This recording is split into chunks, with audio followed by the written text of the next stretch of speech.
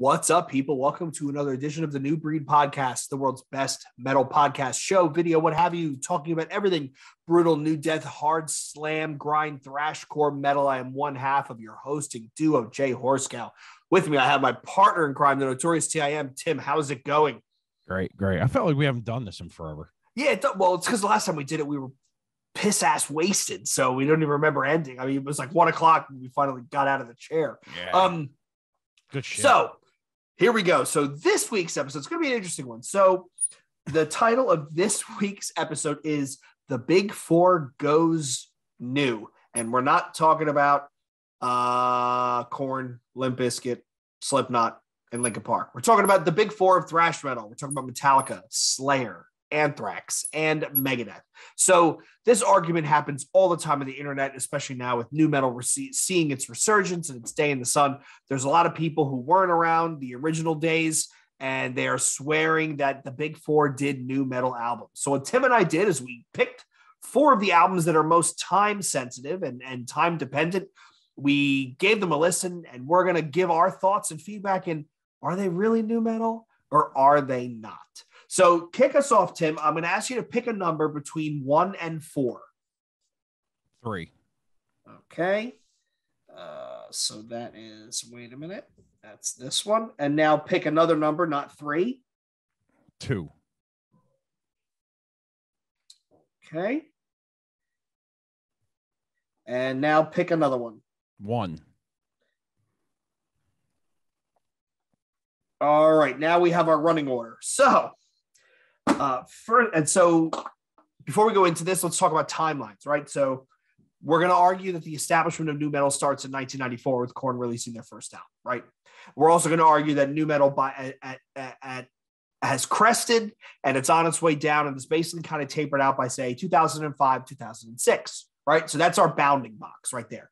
So a couple of these bands had multiple albums during that window, which we're going to talk about why we picked the ones we did. And then we're going to go in and figure out, are these things new metal and are they not? And Tim, you actually described, you picked our running order. The first album we're going to talk about is in 1999, and it's Risk by the band Megadeth.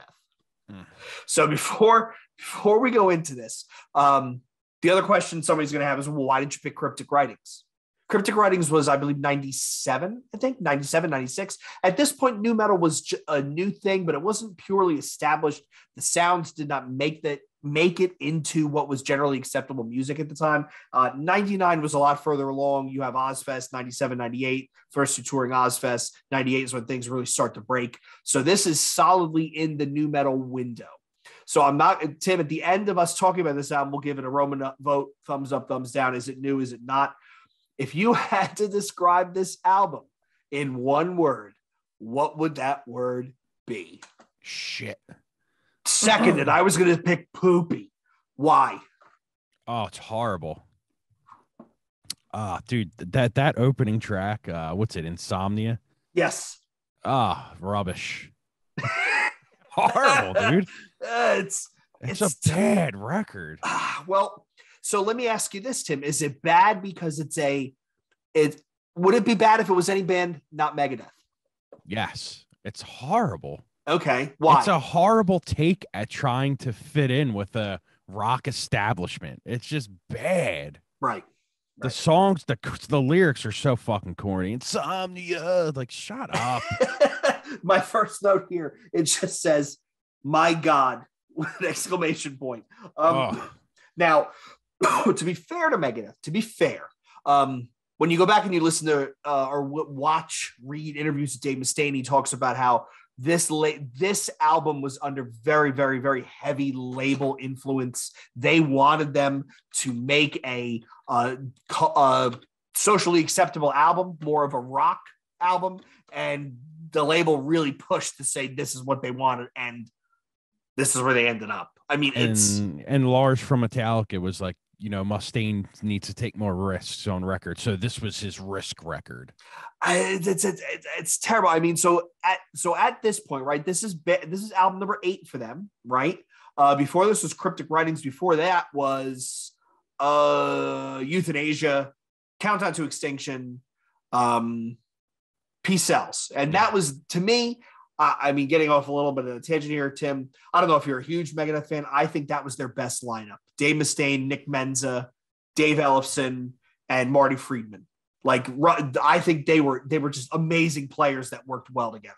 Marty's an incredible guitar player. I will agree. I like the later Megadeth stuff more than the early stuff. Like the 2008 stuff, I like way really better. Yeah, really. That record they put out in like 2008, I forget what it's called. That is a fucking ripper. 2008. Which one was it's that? Like 2006, 8. That was like was it United Abominations or Endgame? Endgame was 2009. Okay, Endgame. That's a fucking ripper.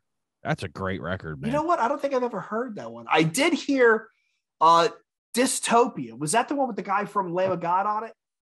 I think he drummed how on new that, is right? that? That was 2016. It has the robot on the album and on the cover. Him. Yeah. Yep. That would be him. Yeah. I mean, this album was just not everybody. And here's where here's where I'm going to throw this out there early, Tim, and we can come back to it as a reaction in the next couple albums. But a lot of younger fans are saying, or a lot of fans of nu metal think that these bands were trying to sound like nu metal, where I think you were right. They were trying to sound like a rock band, because if you remember, Metallica just went from And Justice for All to the Black Album in what was that, 91, to Load, to Reload. So they were really leaning into the whole rock sound, the rock and roll sound. And I think some of the albums we're going to talk about were these bands that were the big four thrash bands, right? Which back then, people don't realize they were kind of extreme for what was going on in music. This is them trying to be on the radio. I just want to say too, in the big four, you got to take out Anthrax and throw Testament in there. I'm sorry, you just do. Oh, I see. I don't know if I would take out Anthrax. Yeah, I Testament is so much more of a thrashy, legendary band to me. But okay, so now what about Overkill? I mean, I just seen Overkill and Testament like 2 weeks ago. Both fucking ripped it.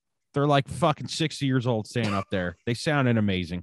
Lombardo is ridiculously on point as usual. The singer for Overkill, is it Bobby Blitz? I forget. I think so. He has the most hysterical laugh. Like, he giggles. It is unreal listening to him in interviews. I mean, we could probably do the whole different episode on that, like the thrash big four revisited. Funnily enough, when I was traveling for work last week, I ran into one of my coworkers who is a big 80s metalhead, and we got kind of rowdy when we were talking about the big four and who should be in it. And then I brought up this album, and he goes, "That album is an abomination and an affront to God." That was his exact words. It's an abomination and an affront to God. And I was like, horrible. It's not.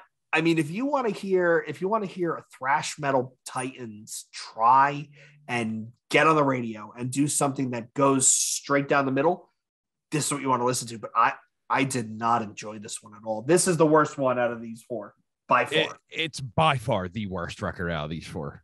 I mean, dude, by track 4, I was just like, oh, was that Crush 'Em?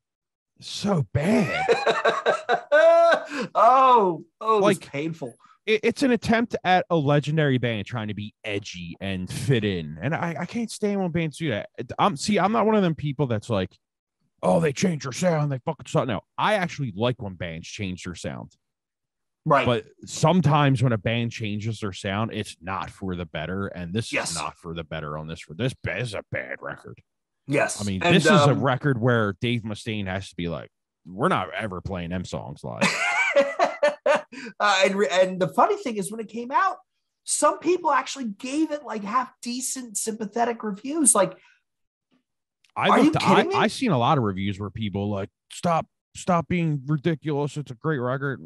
It's a great record for people who really don't care for metal, if you ask me. Listen to Rust in Peace and then listen to this. It's night and fucking day, dude. There's a quote here. I found a quote, and it's actually on Wikipedia, and it comes from an interview Dave Mustaine did, where he said, "Crush 'Em was probably the dumbest song the band has ever recorded, and he is not fond of it." Like, that kind of says something. I read a quote of one of the band members saying, people wanted to call it a thrash record, but I don't even think it's a metal record. And I would agree. It's just it's a radio wannabe rock record, man. Yep.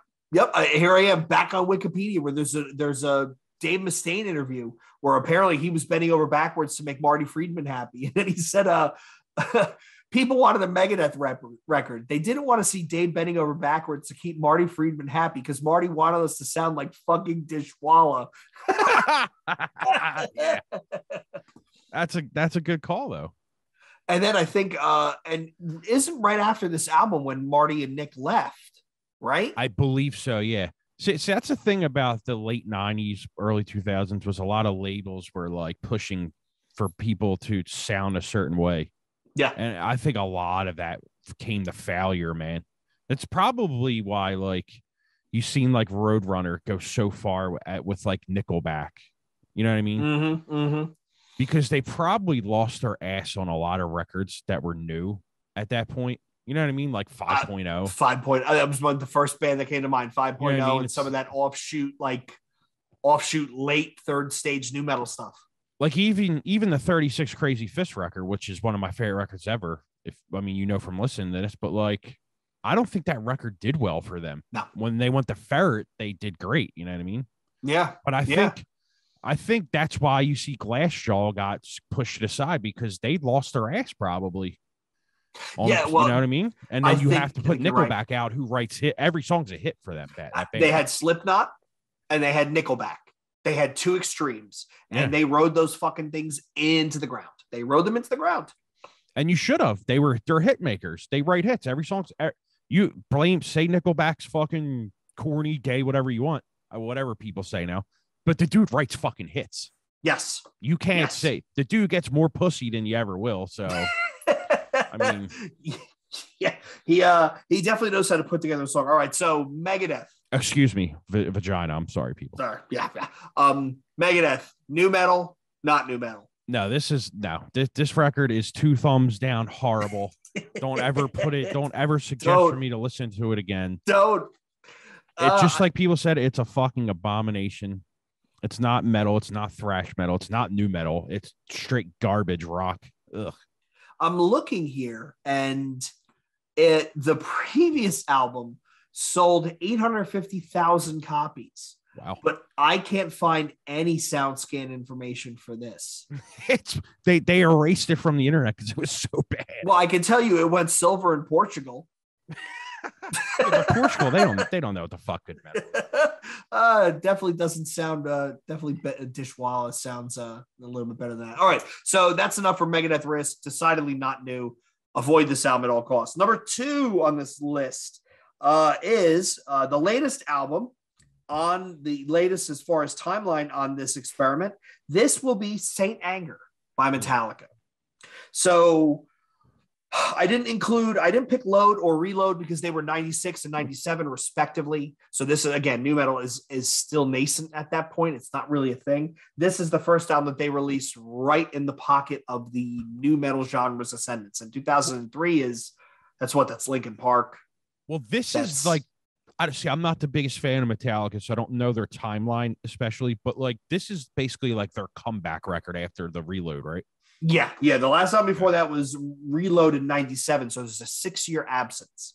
Okay. And if you've ever seen Some Kind of Monster, this is the album that they were making during that documentary. Oh God, it's terrible. Have you ever seen that?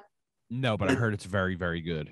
I just listened to Trio Trujillo. What's his name? Rob Trujillo on Doc Oil. Great interview. Doc's the fucking goat. Yeah, Start listening to him. He's the goat. He's the best interviewer possible.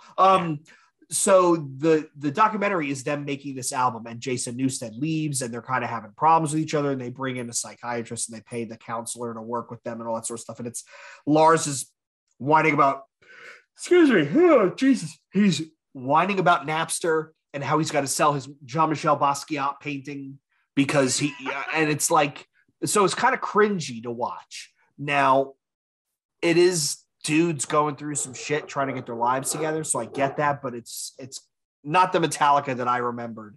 Not the Metallica that I remembered over there with the wristbands and the tight black jeans and the long hair. So it was kind of embarrassing. Wasn't this the record they sold out on? Well, this is and if you watch the documentary, which Tim, next time you get a free weekend, it's worth the watch, man. It really is. Bob Rock plays bass on it, and he was kind of pushing them in a direction. He's the one who said, maybe we try an album with no solos. So he produced it and played. Yes, he played the bass on this album and in the documentary, Trujillo joins the band right as they're, I think, basically finishing recording. Gotcha. So the first thing I think of is the and we'll just get it out there, the fucking snare drum. Dunk, dunk, dunk, dunk, dunk, dunk. Oh, it's terrible. This record is just another attempt at old guys trying to fit a mold. There's a thing that goes along with these records where it's just old guys who cut their hair trying to fit a mold. You know what I mean? Not that I care that they cut their hair. I don't believe in the term sellout, because any person that's in a band, do you make a band to just have fun? Most of the time you do, because your band's not going to go anywhere. Let's be fucking honest. Yeah. Yep. But if you do make a band that gets very successful, or the chance to be very successful, are you going to say, no, I'm not doing that, I don't like money? Shut the fuck up. Right. Who in their right mind turns down that type of money? And I just think they were trying to do something a little bit different. It had been like 25 years of doing the same sound. They were trying to do something different. Well, let's put it this way. If you're addicted to porn and you have a chance to become a porn star, do you say, no, that's too, I'm too underground? Shut the fuck up. Right. There is no such thing as selling out. It's called making money. Yeah. When you grow up, you don't want fucking long hair anymore. It's a pain in the balls to take care of, probably. I've had this hair since I was 15. I'm fucking going to be 39 years old soon. Like, I can't imagine like touring with long hair, like the smell, the maintenance. People get older. People change. That doesn't mean they sold out. Someone tell me what selling out means, other than, oh, you got popular. See, that's a term in hardcore that aggravates me too. It's like, oh, this hardcore band, like Knock Loose, I seen is playing stadiums, and now people are like, oh, they sold out. No, they're young kids that are living their fucking dreams. Right. No shit. They're getting to play arenas and sheds. They're living their dreams. You fucking people that them. say sellouts are fucking jealous, envious motherfuckers. That's the problem. Yep. I'm happy for them. I'm not the biggest fan of that band. I just don't like the vocals. Sue me. I don't really give a fuck. The band itself is great, but if you get a chance to play arenas and you're 22 years old, you fucking take it. And is it Bring Me the Horizon they're going out with? Parkway Drive. Fucking Bring Me the Horizon. That band is so big, they're going to make Knock Loose even bigger. Yeah. Yeah. Here's the thing. I'm calling this, people. The next Knock Loose record, completely new metal. Fucking book it right now. They're getting signed to Roadrunner. Someone big. Their next record's going to be new metal. Fucking book it. Okay. They might put out an EP that'll be brutal. They're going to put out a full length. They're going to go down the Motionless in White, the Bring Me to Horizon realm. They're going to be new metal soon. Sorry to break your heart. Okay. I might take you up on that bet. For this album, I really kind of think, to your point, this is their comeback album. This is them trying to be heavy without losing too much of the and I'm doing gratuitous air quotes, the rock sensibilities that made them so popular with the Black Album, with Load, or with Reload, right? They tried to bring a little bit of edge to that. And some of the songs, like Saint Anger, is not a bad song. Shoot Me Again, not a bad song. There's some pretty good tracks on this album. The lack of solos, if nobody said to you there's no solos on this album, you might have just listened to it and been like, never even noticed. But the fact that such a big deal was made out of it, Tim, I couldn't help but notice. See, here's the other thing you got to realize too. Like, I will straight up tell you, I don't listen to the first 4 Metallica records. They just never caught anything in my ear, just never caught an attraction to them records. The Black record album, whatever you want to call it, that's a fucking phenomenal record on every level. The riffing is fucking phenomenal. The sound, it's one of the best sounding records of all time. The distortion on that record is fucking ridiculously good. There are bands that have spent countless amounts of money trying to get close to that sound. I mean, Bob Rock did that one as well, right? Yeah, I think so. Yep. that sound of that record needs to be put in a fucking museum somehow. Like if you can put sound in a museum, that record has to be good, done. It sounds so fucking good, and the songs are just so well written. I think that record still sells like 3,000 copies a week. It's 2022, dude. They make insane amounts of residuals off that album, which is still selling. Dude, Newstead lives off of the sales of that record very nicely. So you want to call them a sellout? Go ahead, but they're fucking living. That's kind of a time out. That's kind of insane to think about, right?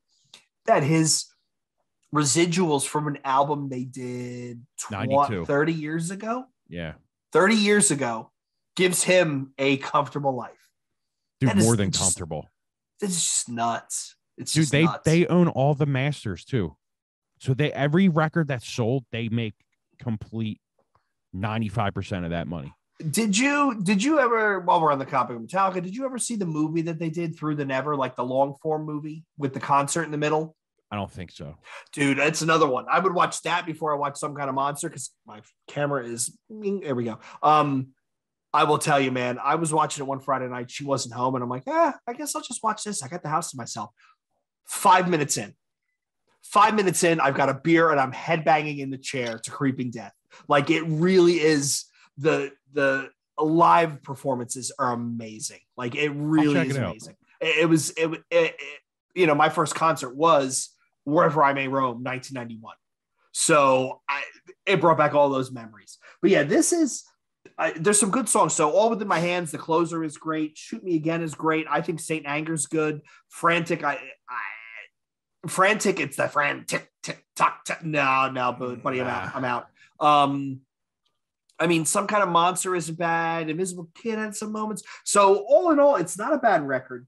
It's just not, this was them trying to go back from their hard rock angle and get something more on the metal side. Well, and what I was going to say about that, and I'm glad that you brought that back up because that's what I wanted to say. I think after the success of the Black Record album, whatever it's called again, I think that like you can't make that record again. It's impossible.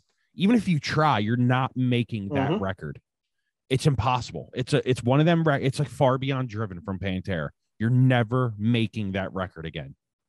You're never making the Black Record album again. It's just not happening. So I think because Load wasn't really considered like a real record, was it?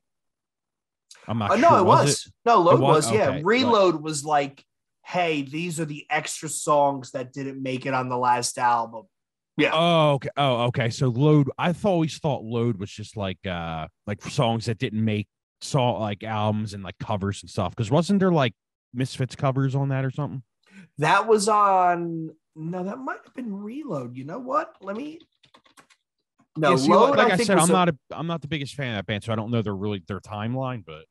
Yeah, Load was a straight up thrash metal. This was Ain't My Bitch 2x4, King Nothing, Hero, Bleeding Me.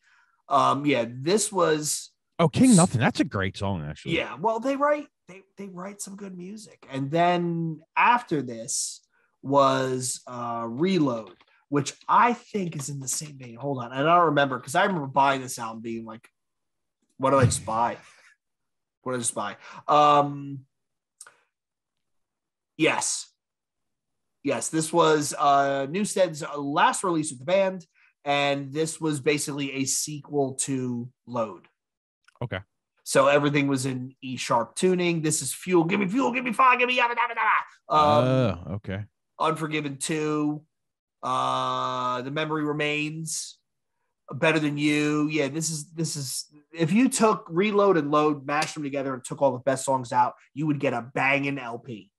Okay. But yeah, back to Saint Anger. The drums get me. And you know what? The other thing I noticed, Tim, when I was listening to this, that's a long fucking album. It's 75 minutes. Very long. The album closer, All Within My Hands, which is a good song, is 8.5 minutes. It's like that's. And I think there was a thing back then that people were like, Metallica never write songs this long, but I don't really know if they do. But like, I could have swore there was a thing where people were complaining about the song lengths. And people definitely were complaining about the song lengths. I did see. I went back and looked up some reviews, and there was a review talking about how it's a monolithic slab of noise, and it was too dense and daunting to be truly enjoyable. Yeah, it's like the, what do they say, the divisive? It's like a divisive record, and yeah. Here we go. The guy from Pop Matters, Michael Christopher, said, quote, Saint Anger dispenses with the recent spate of radio-friendly pleasantries in favor of pedal-to-the-floor thrash, staggered and extended song structures, quick changes, and a muddled production that tries to harken back to the Kill 'Em All days, all attempts that fail miserably. I actually think Kill 'Em All is a terrible record. Well, it's their first album. It's fuzzy and it's more punk than anything. I honestly do not go back and listen to Kill 'Em All. I will listen to Ride the Lightning and Justice. I will pick out a bunch of tracks from Ride the Lightning and Puppets. Puppets is the perfect thrash metal album. And then I will pick out songs from Justice. But I Kill 'Em All. There's like a handful of stuff, like, Hit the Lights, Four Horsemen, man. Yeah. People still talk about this dude's bass solo that from like 47 years ago. But not for nothing, he was fucking amazing. Have you ever seen the live? It's a VHS. Cliff 'Em All. Have you ever seen that? No. So it's all live footage from them touring off of Puppets and touring off of Ride the Lightning. And they do have him playing Euthanasia at one point, but like his bass playing was unreal. Like he was the super talented guy that held that band together. And it's amazing that they did Justice. Justice came out as well as it did. And even the Black Album got big because he was the brains behind that band. He was. I think it's hilarious when people are like, it's still 2022. People are still saying, should have been Lars. Oh, I get a kick out of that. Every time something happens, somebody says it should have been Lars. It's kind of like a rolling joke at this point. So let's take it home, Tim. When you're Lars, though, aren't you like, what the fuck, man? No, he don't care. He's fucking rich. He don't care. Yeah, that's true. He don't care. He's rich. He don't care. So 2003, Metallica, Saint Anger. New or not? Fuck no. Nope. It's a bad attempt at just being something different. Here's how you know it's not a new metal record. Because the next record they put out is basically a return to form in a more modern way, if that makes sense. What was the next one? Was Death Magnetic? Yeah, that was a banger. Like it's a more polished, I just said the word and I forget it now. Like it's a more modern sounding thrash record because they knew that record was shit. Sometimes a band won't admit when they know a record is shit. Like Supercharger, he fucking hates that record. Oh yeah, there's no way Rob Flynn actually likes that album. I mean, that's a new metal record, but like this one is, it's not, dude. It's just heavier it's hard rock. Yeah. There's no aesthetics of new metal in it. Not new metal at all. Not new metal at all. All right. So getting away from this one, we got two left. So the album number 3 that we are going to be talking about is Volume 8, The Threat Is Real by Anthrax, 1998. So this was their 8th album. Came out in 98 on Ignition Records. It was actually released the day before my birthday. This is the band as a 4-piece, right? So at this point, Dan Spitz has left the band. Joey Belladonna, the original singer, has been gone for 3 albums now. Or maybe this isn't the first time it's a 4-piece, but this is definitely them as a 4-piece. And it's the vocalist is Armored Saints John Bush. Guitarist is Scott Ian, bassist Frankie Bello, and the drummer is Charlie Benanti. So, which is a good lineup. Oh, it's a solid lineup. So I'll go first with this one. So Anthrax was always the kind of the jokester, right, of the big 4. Like they were the ones. They had the Knot Man. They had a nod to Judge Dredd. They used to come out, for Indians, he would come out in the giant headdress, and they had skateboards and I remember Dan Spitz had guitars with like Teenage Mutant Ninja Turtles on them. Like they were the sense of humor of the thrash big 4. And when Joey Belladonna leaves, they kind of get more serious. They start with, Sound of White Noise, and then Stomp 442 was right after that. They were kind of a heavier rock band, kind of like Metallica, getting away from their thrash roots. And I don't know how you could even call this a new metal. So, I mean, I think the album intro, the opening song, Crush, is great. I think Crush, Catharsis, and Inside Out, the first three songs are fucking solid. 1, 2, 3. Somewhere Jimmy Ferrari is not listening to this going, it doesn't count. It's not Joey Belladonna. Jimmy, stop being a baby, hiding out in Brooklyn. Come on the show. I think the thing I took most about this album is I was really impressed with the drumming and the guitar work, right? Because Charlie Benanti comes through. Scott Ian writes fucking rips, man. He writes rips. He's an annoying fuck, though. Yeah, some of his interviews, he gets a little bit interesting. I also think there's nods to SOD, right? There's that song 604. There's that song Cup of Joe, which are the kind of jokey, fast punk tracks, which is what they did in SOD. Yeah. But how could you call this album a new metal album or new metal influenced? There's a talk box. There's heavy use of a wah pedal in a couple of songs. They use the freaking cowbell. There's no cowbell in new metal. There's no cowbell in new metal. The toast to the extras. It has like a country riff to it. And there's another song later in the album that has the same kind of country riffing. I don't know where that comes from. I mean, Inside Out has a bit of a stomp riff, right? But I don't hear any new metal. I don't either at all. And I will tell you straight up, I do not like Anthrax as a band at all. Not a fan at all. You never got into the old stuff? Nah. The funny thing is I'm going to see them with Black Label Society soon, just because I love Black Label so much and my buddies are all in Anthrax. I'll watch them. I've seen Anthrax before. I forget where. I know I've seen them. I just forget with who and where, but I never got into this band. This is the only band on the Big Four I've never seen live, is Anthrax. And I mean, I think Persistence of Time is an amazing album.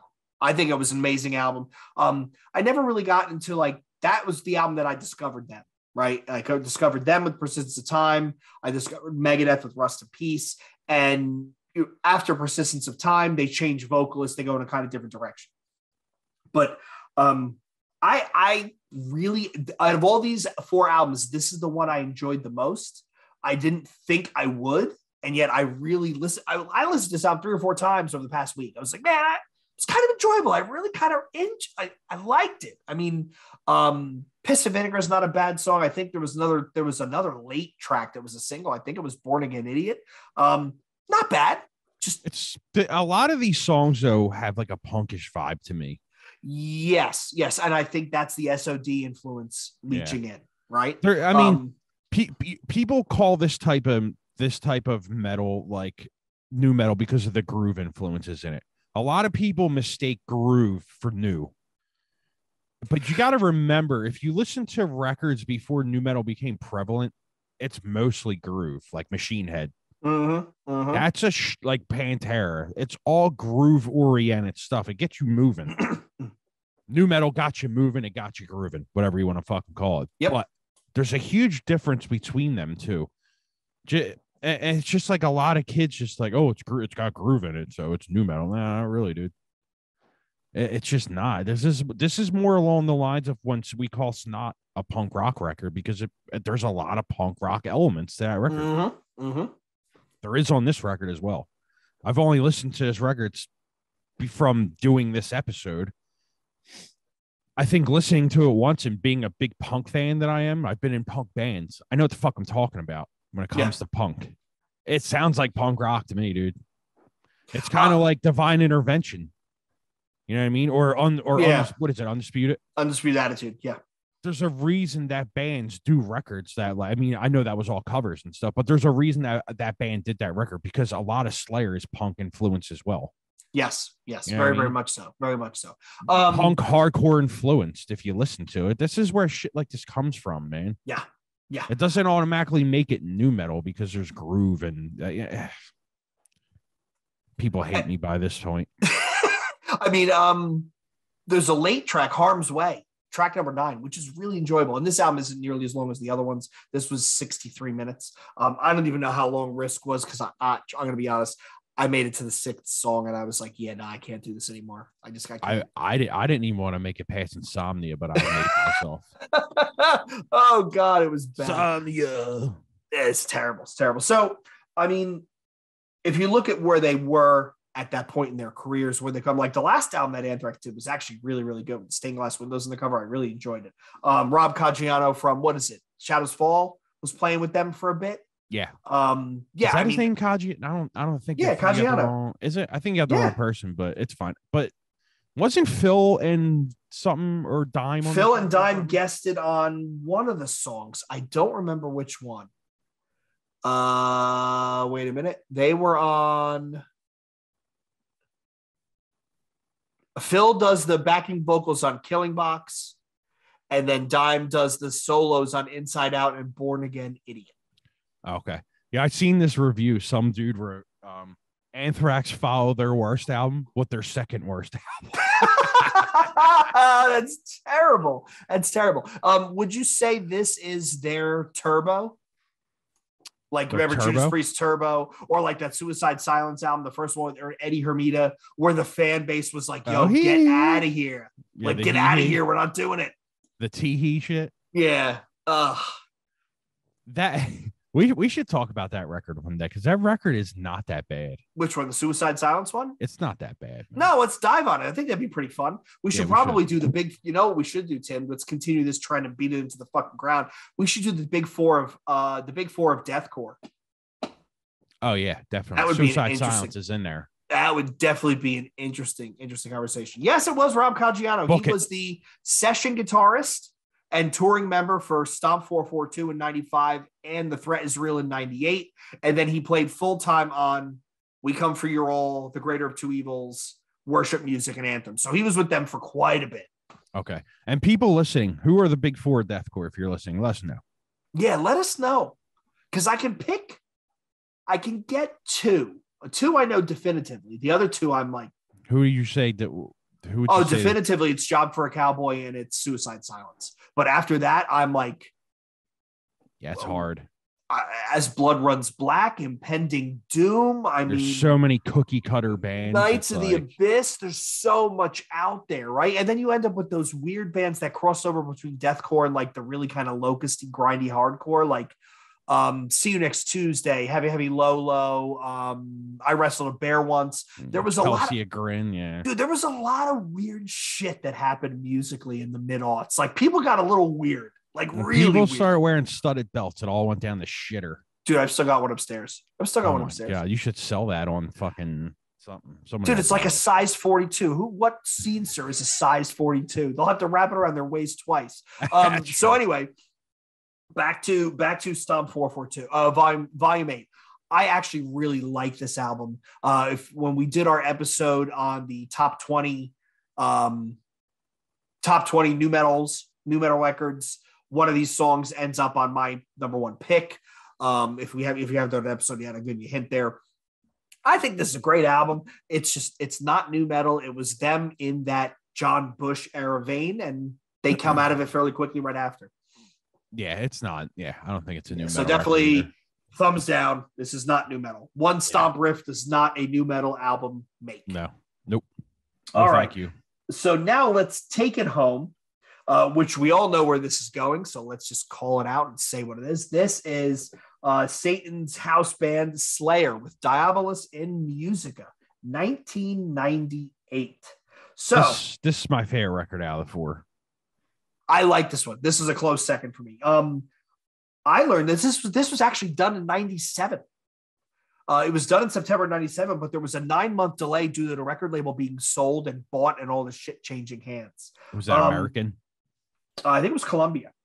Oh, it was Columbia? I think so. Yeah. I thought they were on American. I could be American. I don't know, man. It's late and I've been drinking. Or was it Slayer. Reprise or Diabolus? Here we go. Diabolus. American. You're right. Right. It was American. Who bought them? I don't know. I'm looking for where I found an article. Oh, American Records was taken over by Columbia Records. Gotcha. So I think to understand this album, you got to back up a bit and go into their back catalog. So you have Haunting the Chapel, you have Hell Awaits, then you have what it was arguably their landmark album, which is Rain and Blood. Yeah. And that was Warp Speed. We talk about the trivia piece where they demoed the album, then they went in to record it, and the album that they recorded was like 9 minutes faster than the demos because they were going at full speed. They go from that album, which is a fucking brilliant album, to South of Heaven, where they really slow it down. Like they jam on the brakes. And then from South of Heaven, which is the slower comparison to the truly speed metal Rain and Blood, they go to Seasons in the Abyss, which is both. It's fast and it's slow. There's some, Dead Skin Mask, and there's some slower stuff, Expendable Youth, but then there's War Ensemble and some of their faster stuff. Yeah. So at this point, they're bouncing back and forth between tempo. After Seasons of the Abyss, Dave Lombardo leaves. They bring in Paul Bostoff, and they do arguably their fastest album to date, which is Divine Intervention. Yeah, like, go back and listen to 614, Ditto Head. They're literally like, it sounds like it's going to fly apart. But they have that album, which is really, really, really fast. And then they have this. This is 8 out of the 11 songs are tuned in C sharp. So it's dropped. So it literally is this monosyllabic chunk of music. There is virtually no high-speed Slayer on this whatsoever. The last song is kind of quick. But again, going back to Ditto Head and the stuff they did on Divine Intervention, and then they brought to this, add to the fact that they drop tuned, add to the fact that there was all the songs were in the same tuning, add to the fact that the solos were there, but they weren't at the speed that we're used to. And then the fact that there are some rap cadences. Absolutely. Like what's it? What's the song that everybody bags on all the time? Stain of Mind, right? Yeah. That's a rap, kind of like a Rob Flynn rap cadence. The verse parts are definitely him flowing along with the yeah. I mean, it's that song is as new metal as it gets in these 4 records. Stain of Mind. I mean, it's just that riff is every fucking new metal band uses that riff still. Yeah. I personally think this is Slayer's best record. Really? I love this record. It's so fucking fun to listen to. I don't know. I'm an old school fan. I go to Rain and Blood, but this is a fun album.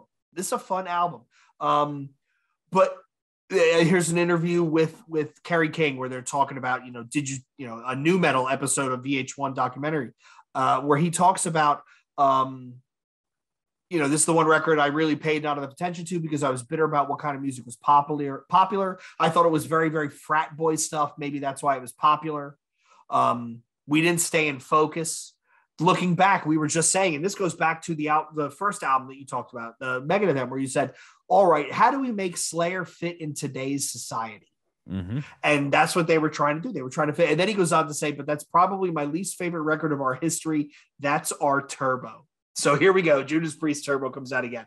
I mean, I gave it an honest listen. I remember when it came out, Tim, I bought it and I was like, trash. And it just went in the bottom of the pile because I was listening to new metal and then hardcore and some of that other stuff. And when I went back and listened to it with a fresh set of ears, it's not a terrible album. It's actually pretty good. It's pretty good. I personally like the speedier Slayer stuff. So because that's stuff that really impressed me. So I'm kind of disappointed that they don't go full tilt. But at the same time, this is not a terrible record. Not at all. I think if you actually sit down and listen to this record, it has all the Slayer parts in it. They're just super slowed. Yes. And that's where I think you and I differ. You like that slower stuff. Yeah. I come from the Rain and Blood years, Hell Awaits, where I want them to go like, just go. Yeah. I mean, Slayer's the band where, you get Rain and Blood, you get South of Heaven, all that stuff, and you're just accustomed to that style. So your ears and your brain, they get punched. You know what I mean? It's like, pummeled. Wait a minute. Yes. Like, wait, what happened? Like, because with the records before that, it's like you're expecting that fast headbang. When you see Slayer live and everyone's breaking their fucking neck at the front. Well, when you see this record, or when you hear this record, you can't break your neck because it's too more of a groove. Yeah. That's what I like about this record. I think it's very well written. It has all, like I said, it has all the Slayer riffing and the Slayer styles. It's just like you take Rain and Blood and you just go on your DAW and put it down 50%, and this is Diablo. You know what I mean? It's like, Yeah, just take the album and slow it down by half. Well, and the interesting thing is they go from Divine Intervention to this to God Hates Us All, which I think is fit. Like that album opener, I'm sorry, there is very few albums that open with a song as strong as that. That's and their openers, banging opener, right? yeah. And their openers is what is that? What's the name of that song? It's where he screams God Hates Us All, but it's you compare that to War Ensemble to Angel of Death. Like this is like they know how to write a fucking opener, and that's a monster opener. The opener on that record is right back to the roots. Yes. I mean, it's just after the fucking the bridge, it just or that bridge part in that song, it's just fucking ridiculously good. Have we talked about the video that's online of Kevin Talley trying out for them? Oh yeah, me and you have talked about that personally a million times. He's hitting the drum so hard, you're just like, holy shit. Yeah, they're like, yeah, you're good, but like, I think you should probably like try out for somebody else. Yeah, you're probably. It's like Les Claypool from Metallica, right? You're too good, buddy. Like we can't have you bringing up the level of talent around here that much, you know? Yeah, because Carrie doesn't want to be outperformed. You know what I mean? Are they one of the Tim? I don't know. Is Slayer one of those bands that never takes out a band that's better than them? Fuck no. Like, hell no. Carrie's ego's too big. I'm trying to think of like some of the tours that they've done. And yeah, I mean, well, I'm looking here. The Diabolus and Musica tour from 98 to 99. They toured with Sepultura, System of a Down, Fear Factory, Kilgore, Clutch, Meshuggah, and Sick of It All. At that point in those bands' careers, not one of them, like Meshuggah was not the monstrosity that it has become. Right? System of a Down was not the monstrosity that it had become. Sepultura at that point is Maximus Sepultura. Right? We need to come up with a different term for it, not Sepultura. Like, is Soulfly Maxiltura? I don't know. We'll come back to that. But like Kilgore, Clutch, Sick of It All, Kilgore, shout out to Kilgore. They were bringing out new metal bands, but you know, I always there's something in the back of my mind that made me think they're one of those bands that had the reputation for they never want to get blown off stage. We got to think too on that tour. You have Fear Factory with Obsolete. Yeah. You have who's the other band again? System of a Down with their self-titled. You have Sepultura, which is off of. You're coming off. You're coming off. This is Against Nation or Against. You're coming off Against. Did you like that album? That record is pretty good, actually. I go back to that and listen to it way more than I would think because it really is. The first two Derek Green records are pretty good. Yeah. I think after that, it gets a little monotonous for me. Yeah, like Roar Back and some of the later stuff. Yeah. But yeah, I mean, you have all them records are in the new mold, as people say, because people say Obsolete's a new metal record. They're 100% wrong. You can shut up your own ass. It's not new metal. We've reached that point of the audio. Yeah. The Sepultura records after that, they're not new metal. They're just not. You're right. Nation wasn't bad. I really liked Against. And then it just kind of, I lost interest. I just lost interest. But this album, good album, enjoyable, fun. Yeah. Well, Slayer, that's what it was. Slayer that's what I was trying to say. All them records are records that are in the vein of Diabolus because they changed their sound up a little bit. Like Fear Factory, they on Obsolete, the sound was different. There was more groove oriented. When you listen to Demanufacture, excuse me, it's more fast paced, guitar meet fucking bit kick drum. You have the guitar meet kick drum parts in Obsolete, obviously, like Scuritron and stuff like that. But you also had the groove orientation put into it. So I think that's a great tour because all them records are pretty much focused on the band changing at that time. You know what I mean? Yeah. Yeah. So it's a super cell tour. Yeah, I mean, this is Clutch. I mean, because I remember it was Slayer, Clutch, and System of a Down was the opener. This is Clutch off Elephant Riders, which is where they kind of leave this. I think Elephant Riders was right after the self-titled, so they kind of left some of the weirdness behind, and they got more towards like Soap Makers is on that album. It's a great groove-oriented, like dirty rock record. This is Meshuggah right when Chaos Sphere came out. Nobody knew what to make of them. Right, because it was like, what the fuck is this?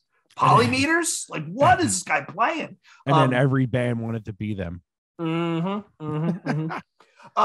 So looking back, this is it's not a bad album. It's arguably a good album. I mean, it's a good album, arguably a great album.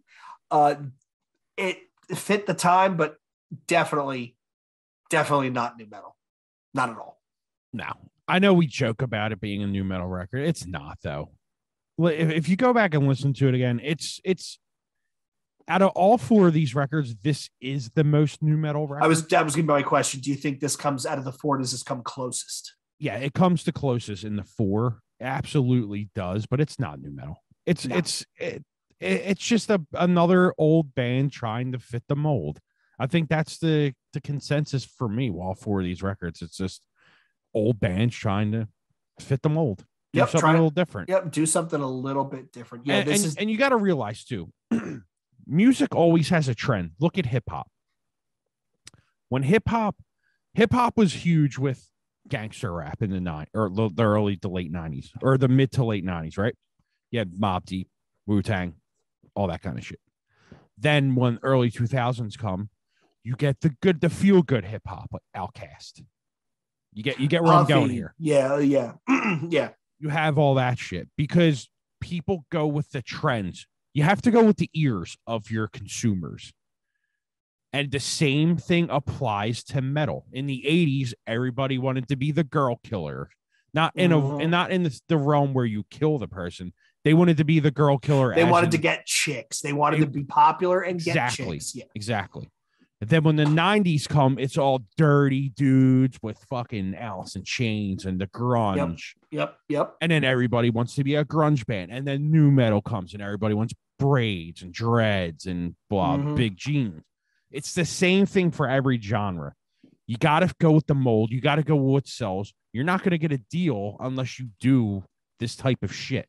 Look, I mean, and then if you go back to hip hop, you have the Southern rap influence that everybody was doing because it was big. Everybody did that trap sound at one point. Yep. Everybody had Justin Timberlake on their song singing. You know what I mean? It's the same thing now. Metallic hardcore came back. Everybody sounded like Turmoil again. Yeah. Now what's coming back, Jay? The new singing metal choruses. Yep. Oh, no, in metalcore, it's the singing choruses. It's the singing choruses. Everybody wants to be Kill Switch Engage again. Everybody wants to be It Dies Today again. Yep. It comes in waves, man. You know what I mean? It's just you have to accept the fact that bands try to they want to make a career out of this. So that's what they do. It doesn't necessarily mean that, they want new metal. It just doesn't. And then we have bands like Cannibal Corpse who just keep grinding away and turning out awesome extreme metal, death metal records that just they work. Yeah, I mean, it's just, and I especially think that younger kids need to figure that out. As you know, like a 16-year-old right now listening to new metal, they think everything's new metal. You know what I mean? You just have to go back and listen. Like even if, like I said earlier, if you put Testament in Anthrax's position, I would even say you could put Sepultura in that position. Yeah. Sepultura, Obituary, Overkill. There are bands that are a close second to that big four. I mean, and that's a prime example. Look back in 89, 90, you had all them bands that wanted to just be Sepultura and Slayer. Like, it's just the way it goes. And as downloading came and the accessibility of home recording, that's the kind of shit you're going to get because bands have more time in the studio. They can send each other tracks. It all changes with technology if you think about it. Yeah, the volume of releases that come out now would not be there was, and it's hard to describe this to someone who wasn't around, but I guarantee you 10 to 20 times more releases weekly than we normally would have seen. It used to be like there was one or two big albums a month and everything else you were kind of taking a flyer with your allowance. Now it's a constant. I have it posted over here just with dates and what's coming out when. It's a constant stream. I think you're being too soft with that number. I think it's 30-40% more. You think? Absolutely, dude. I have like 27 albums I have to listen to that just came out last week. Oh, I still haven't gotten to the... It's all different genres, hip hop, hardcore, or metal. You know, it's all different genres, electronic, all that stuff. But you never got that many records at once. No. And then No. Friday, you're going to have 20 more that I have to put in queue. So it's a never ending cycle. Yeah. Yep. And that's what happens as 1990 comes and then 99 comes. It's different because everybody wants to be a producer in 99. Everybody wants to be in a new metal band. Everybody wants to do this and that. It's just the way time goes, man. Yes. And you bring up a valid point that all these things are cyclical. They come and go. They come back into vogue and they go out. And the hope is that, you know, hopefully new metal, the revival sticks around for a bit. And it's eventually going to go into the next thing, which will be metalcore, and then we're bringing back this is why I kept the stud belt, so when it comes back in the style, I've still got it. I was just going to say that, like, people listening, new metal is eventually going to fade again. It doesn't matter how hard you try and keep it in the spotlight, it's going to fade because the next fad's going to come back. There's going to be people like me and you and Holiday and shit that keep new metal going because we've always listened to it. Yeah. But it's going to fade eventually, and all the kids that were trying to do new metal right now, they're going to do bands like fucking Turmoil soon because they're going to notice, oh, well, new metal wasn't for us. So let's try to be Turmoil now. Yeah. You're going to get a big rush of Prayer for Cleansing clones again soon. Prayer for Cleansing or As I Lay Dying? Are they going to go more towards the metalcore piece, like Winter Solstice and all that sort of stuff? Yeah, I think you're going to see that come all the way back. Can we please bring back the tough guy mosh shorts hardcore, like First Blood, and like bring that back, or like bring back the Dead to Fall, like the fun metalcore, right? That was like, they had a song about a chum fiesta about sharks and a party, like the fun stuff. That's what I kind of hope to bring back. Yeah, and then deathcore will come back really, really hard. I mean, I actually think deathcore is back right now. Oh yeah, there is a renaissance. I would argue there's a renaissance right now going on with deathcore. Not only just the bands that have been around back then that are getting revival, but look at Distant, look at Signs of the Swarm, look at Lorna Shore, look at Worm Shepherd, look at all that stuff is really seeing a big resurgence.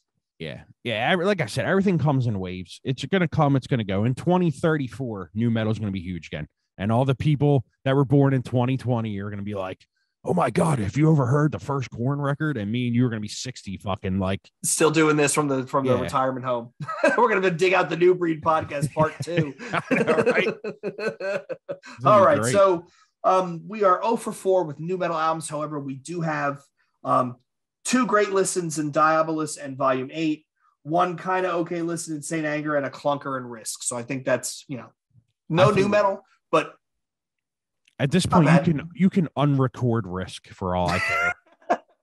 Damon Stanley for listening, come on the show. If you're listening, delete the masters. All right. So once again, we want to thank all of you for tuning in and joining this. Hope this was a fun one. We've been talking about doing this for a while. If you have an idea about what the big 4 of deathcore is, please let us know. newbreedpodcast@gmail.com, newbreed_podcast on both Twitter and Instagram. We are also on Facebook. There's a group out there, and no, we are not New Breed, the Christian rapper from the UK. Last but not least, you can always find us bouncing around on r/new metal. And we thank you all for listening again. I hope you tune in next time. And until the next episode, we're saying peace. Later.